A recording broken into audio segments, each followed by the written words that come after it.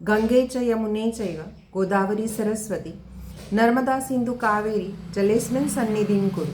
આ રીતે આચમનીમાં જળ રાખી અથવા તો અંજલિમાં જળ રાખી અને આપણા સ્નાનના જળમાં જો આ ઉમેરીએ છીએ તો દરેક નદીના જેના આપણે નામ દીધા એ દરેક નદીના આહવાન કર્યું છે અને એ આહવાન કરીને એ જળથી જો સ્નાન કરવામાં આવે તો એવું વૈજ્ઞાનિક રીતે સાબિત થઈ ચૂક્યું છે કે પેરાસિમ્પેથેટિક નર્વસ સિસ્ટમ એક્ટિવ થાય છે અને જેના કારણે આપણા સ્ટ્રેસના લેવલ ઘટે છે.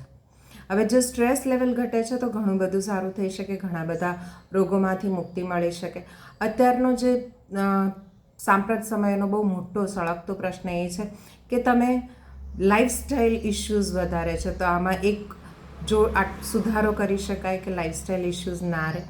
તમે જો આવી રીતે નાહો છો અને લુકવોર્મ વોટરથી નાહો છો તો ઘણું સારું. ઉનાળો હોય તો ઠંડા પાણીથી નાહો.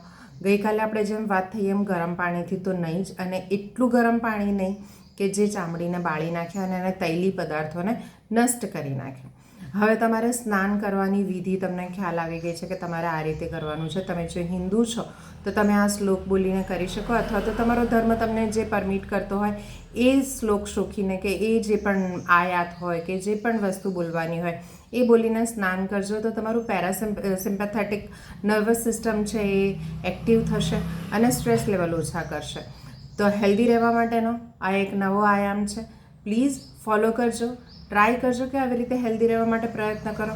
સ્વસ્થ રહો, મસ્ત રહો અને કમેન્ટમાં આખી વાત શાંતિથી વાંચવી હોય તો વાંચી શકશો. મળતા રહીશું. જય હિન્દ.